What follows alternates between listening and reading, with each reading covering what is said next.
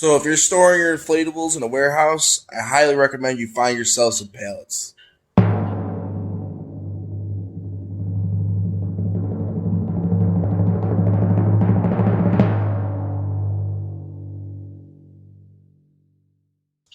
found 10 of them for $50. Go on Facebook Marketplace or go on Craigslist, and you can find some pretty good deals on there.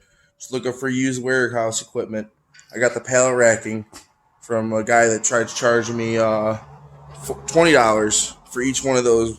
I bought two of them off of him for $20, and then I found a bunch more for $5 like the next week. So feel it out there, but they go for 40. So, but plastic pallets.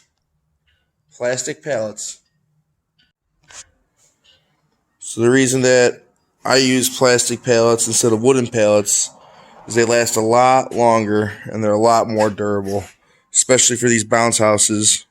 These bounce houses will tear up a wooden pallet for sure. These will last long, and once they tear up, they might rip it. So the reason I'm using pallets and putting these all underneath pallets, even though they're on the ground here, is the vinyl right here. When it's touching the ground, like that right there, when it's touching the ground over winter, because I live in Buffalo, New York, it gets super cold, and it will take all the moisture right out the bottom of that bounce house and cause it to crack. So if you're trying to store bounce houses up north, you definitely want to get them up off the ground, put them on some pallets, and I recommend plastic pallets.